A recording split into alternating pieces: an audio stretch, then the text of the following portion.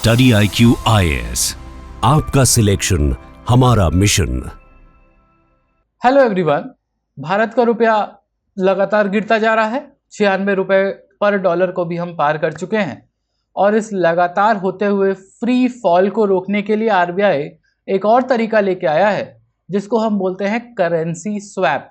अभी हमें मालूम है 1 महीना पहले फॉरेन मार्केट्स में भारत के रुपए का वैल्यू के ऊपर जो इंटरनेशनल मार्केट में बेटिंग हो रहा था उसको रोकने के लिए भी आरबीआई एक तरीका लेके आया था इंटरनेशनल मार्केट में रुपए की वैल्यू को स्पेक्युलेटिव अटैक से बचाने के लिए, जिसके ऊपर हमने वीडियो की हुई है।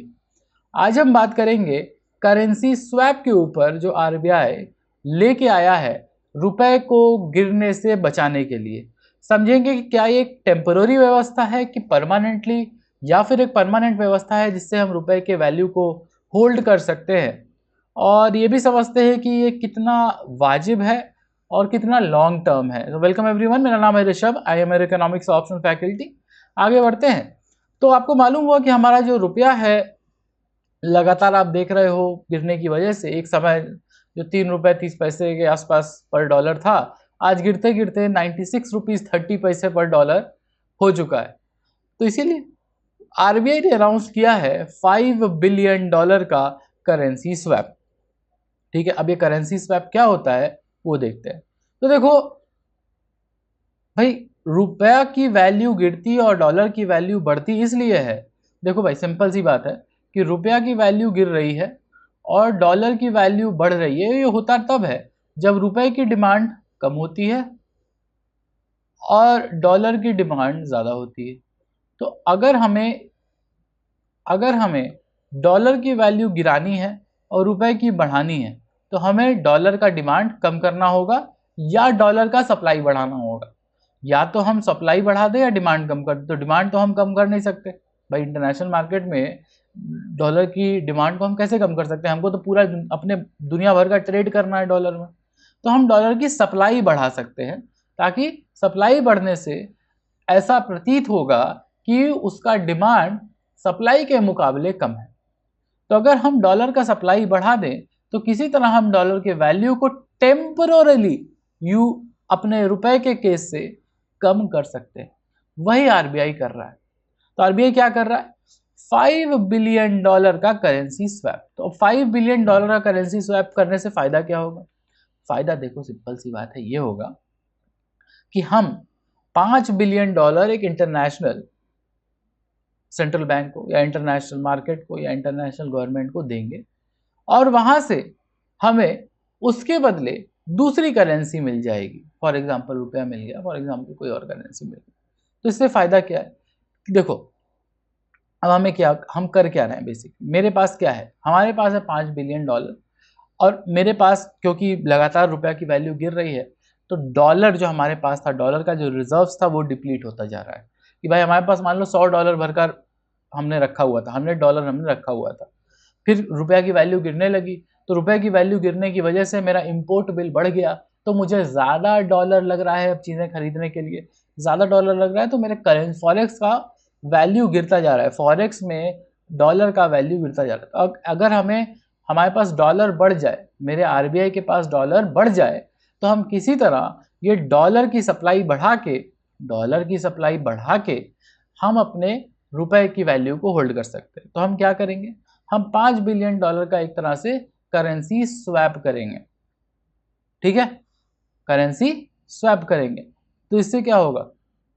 इससे होगा ये कि भाई हमारे पास डॉलर की कमी हो रही थी, तो हम क्या किए? इंटरनेशनल सेंट्रल बैंक से $5 बिलियन ले लिए और उनको अपना एक करेंसी दे दिए। ठीक है, स्पॉट रेट पे मान लो कि 95 रुपीज़ पर डॉलर पे $5 बिलियन हमें मिल गया। अब ये जो $5 बिलियन मिला है हमको, ये मेरे पास परमानेंट नहीं रहने वाला है, वो हमें वापस करना है। बट करेंटली क्योंकि मेरा रुपया गिरा जा रहा है, तो उसको संभालने भर के लिए करंट फेज में मुझे एक्स्ट्रा $5 बिलियन मिल गए।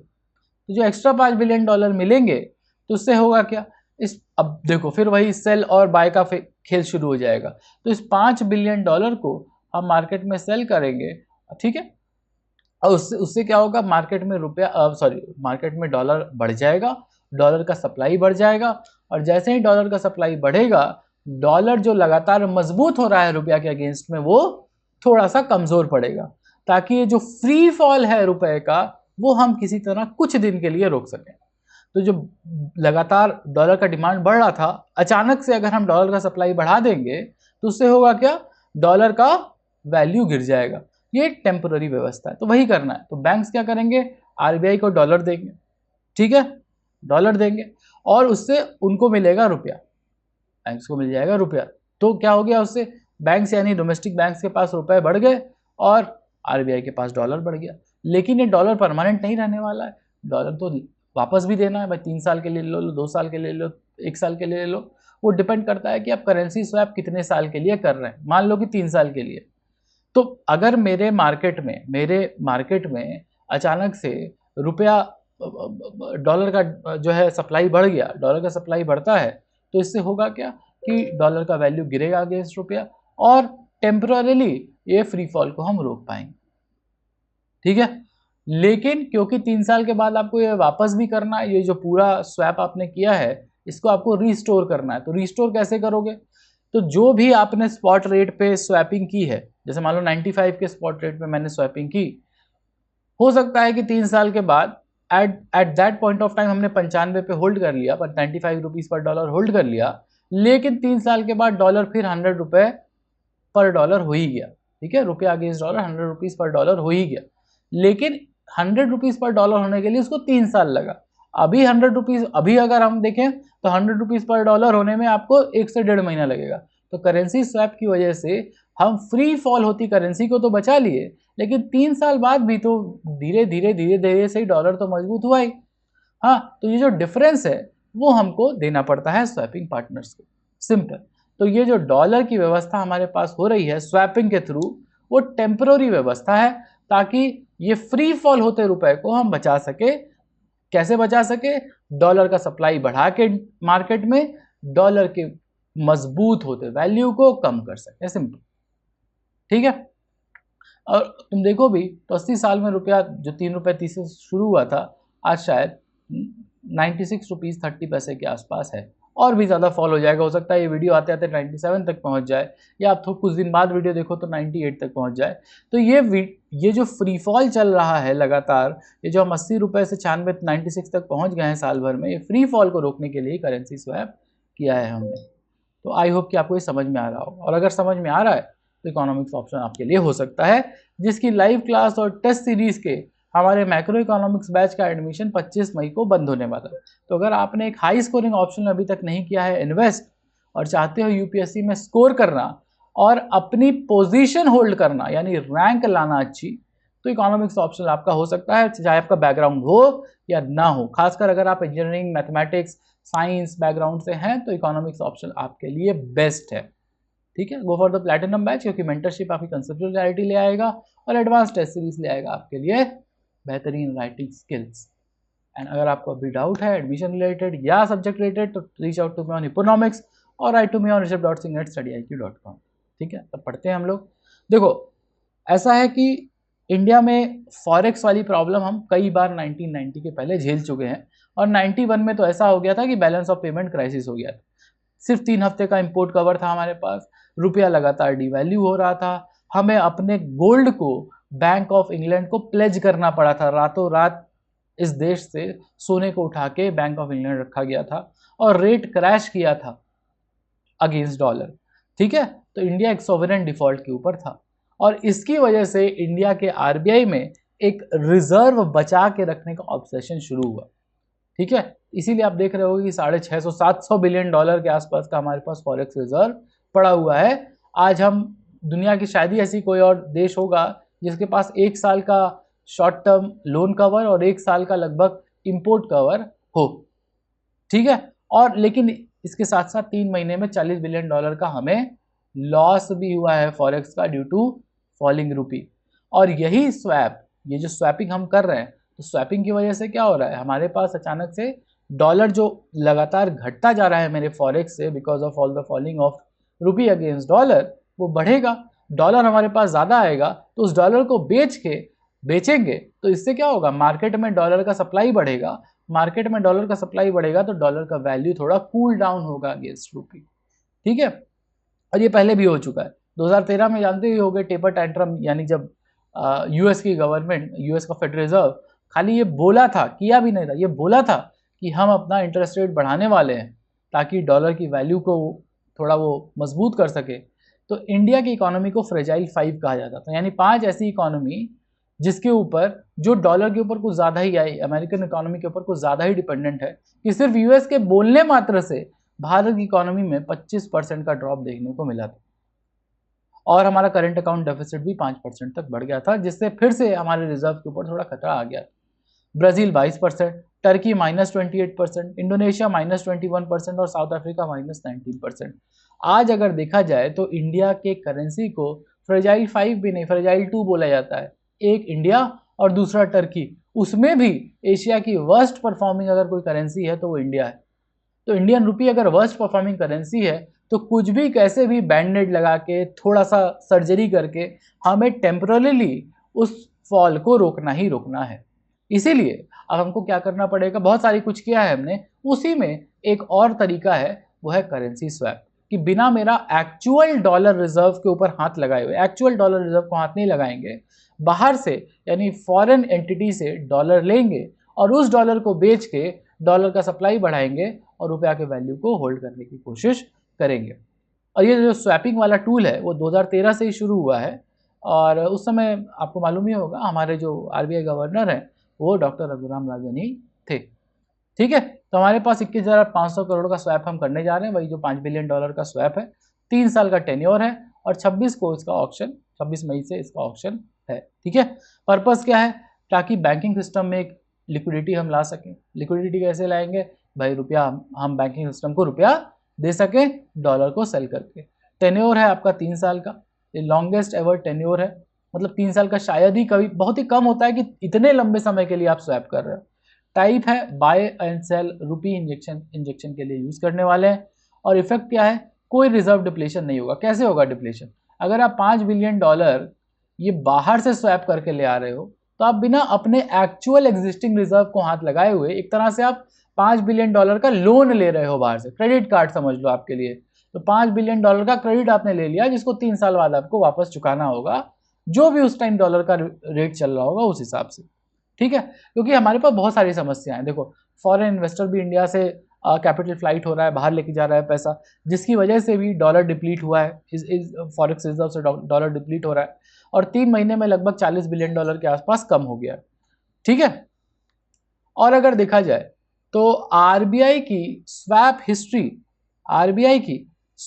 ये बताती भी है कि मार्च 2019 में लगभग $5 बिलियन, मार्च 22 में भी $5 बिलियन, फिर जनवरी 2025 में $5 बिलियन, यानी हम लगातार ये करेंसी स्वैप करके टेम्पररी अरेंजमेंट करते रहते हैं, खासकर कोविड के आसपास से, कि किसी तरह हम रुपए की वैल्यू को होल्ड कर सके।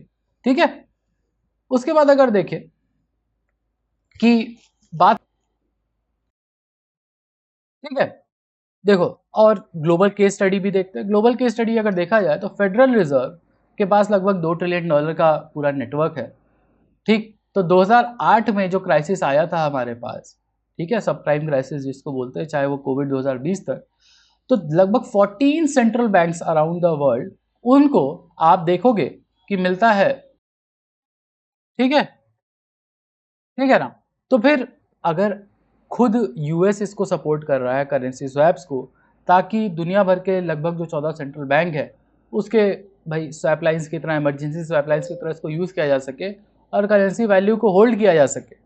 फॉर एग्जांपल भाई फेडरल रिजर्व है आपका, ईसीबी यानी यूरोपियन कमर्शियल सेंट्रल बैंक है, ठीक है, बैंक ऑफ जापान है, बैंक ऑफ इंग्लैंड है। ठीक है, तो ऐसे जो बड़े बड़े सेंट्रल बैंक्स हैं उन्होंने ये क्रेडिट लाइन्स यानी स्वैप लाइन्स जो हैं उसको एक तरह से परमानेंट बना दिया है 2011 से, सो दैट जो इंटरनेशनल वैल्यूज़ है उसके फ्लक्चुएशन को रोका जा सके। और इसी लाइन्स को रीएक्टिवेट किया गया था कोविड के टाइम भी। ठीक है, मार्च 2020 से फिर से ये एक्टिवेटेड है। इंडिया के स्ट्रैटेजिक गैप्स की अगर बात करें तो हमारे पास कोई कभी भी फेडरल स्वैप लाइन हमने रिसीव नहीं किया, यानी कभी भी यूएस के फेडरल रिजर्व ने इंडिया को हेल्प नहीं किया है अपने स्वैप लाइन से। जनरली करेंसी स्वैप हम लोग जब करते हैं तो वो जापान के साथ करते हैं, Japan has been our partner. लेकिन 2008 से आप देखोगे तो फेडरल रिजर्व ने ब्राज़ील को, कोरिया को, मेक्सिको को, सिंगापुर को, सबको हेल्प किया है, बस इंडिया को छोड़ के। इवन कोविड के टाइम भी। और इन सब टाइम में जो कुछ कंट्रीज इंडिया की मतलब स्वैप लाइन में इंडिया के साथ हेल्प करे हैं वो है जापान, मोस्टली जापान। ठीक है, इसीलिए क्योंकि इंटरनेशनल खासकर वेस्टर्न मार्केट से या वेस्टर्न सेंट्रल बैंक से क्योंकि इंडिया को हेल्प नहीं मिलती, इसीलिए जो रिजर्व रखने की हमारी चाहत है ना कि $700 बिलियन तक हम रिजर्व रखें, हमें इतना चाहिए भी नहीं, $400 बिलियन से भी अपना काम हो जाएगा। IMF का जो मैंडेट है उस हिसाब से $400 बिलियन भी बहुत है हमारे लिए, लेकिन हम रखते हैं लगभग $700 बिलियन के आसपास, ताकि हम जो अपना ओवरऑल स्ट्रैटेजिक ऑटोनॉमी है उसको मेंटेन कर सकें। लेकिन हाँ, जापान ने हमारे साथ कई बार ये स्वैप लाइन्स को एक्सचेंज किया है एंड दैट इज़ वाई हम थोड़ा बहुत उस पर रिलाई कर सकते हैं। लेकिन हाँ, घूम फिर के बात यह है कि इंडिया अपना खुद का ही owner of the lender of the last resort है, क्योंकि इंटरनेशनल सेंट्रल बैंक से जो मदद होती है स्वैप लाइन्स के थ्रू वो कम ही मिलती है इंडिया को। अगर इसी ग्लोबल केस स्टडी में आगे बढ़े तो आपको मालूम होगा कि टर्की की जो करेंसी है वो बहुत तेजी से गिरी थी। ठीक है, लीरा का मेल्टडाउन बहुत ज़्यादा हुआ था, लीरा का कोलैप्स 2018 से शुरू हुआ था, क्योंकि भाई वहाँ के जो हुक्मरान लोग हैं वो थोड़ी मूर्खता भरी हरकतें किए थे कोविड के आसपास से, जिसकी वजह से देखो चार तुर्की रियाल को बढ़ के 7 हो गया था, यानी गिर गई थी वैल्यू उसकी। तो फिर से स्वैप लाइन शुरू हुई और चाइना के साथ स्वैप लाइन शुरू हुई और लगभग 35 बिलियन रेनमिनबी का स्वैप लाइन्स के थ्रू फॉरेक्स को एक्सचेंज किया गया फ्रॉम टर्की। यानी कि देखो ऐसा ना कि अगर चाइना का भी रुपया हमारे पास आ रहा है तो वो भी तो फॉरेक्स ही है। ठीक है, फुल अगर हम देखें तो $5.5 बिलियन चाइना के साथ आपका ड्रॉडाउन हुआ है। यूएई के साथ उन्होंने करेंसी स्वैप किया है $5 बिलियन का, ताकि अपने करेंसी की जो फ्री फॉल है उसको रोक सके। फिर उसके बाद 2022 में कतर के साथ $15 बिलियन का, फिर साउथ कोरिया के साथ $5 बिलियन का। इस तरह से लगातार डॉलर का स्वैप कर करके अपनी करेंसी को टेम्पररी फ्री फॉल होने से टर्की ने बचाया है। ठीक है, लगभग $28 बिलियन का तो समझो चाइना कतर के साथ मिलकर ये सब किया हुआ है। तो इंडिया को भी स्ट्रैटेजिकली स्वैप टूल्स को यूज करना ही होगा, क्यों नहीं तो आपको अपने खुद के डॉलर बेच के रुपया की वैल्यू बचानी होगी, और डॉलर बेच के रुपया की वैल्यू बचाओगे तो अपने इंपोर्ट एक्सपोर्ट के लिए भी डॉलर कैसे बचेगा। तो बाहर से अगर हमको लोन पे डॉलर मिल जा रहा है थ्रू करेंसी स्वैप तो हमारे लिए ज़्यादा बेहतर है। ठीक है, अच्छा और भी बात है कि रुपया फॉल ही क्यों कर रहा है।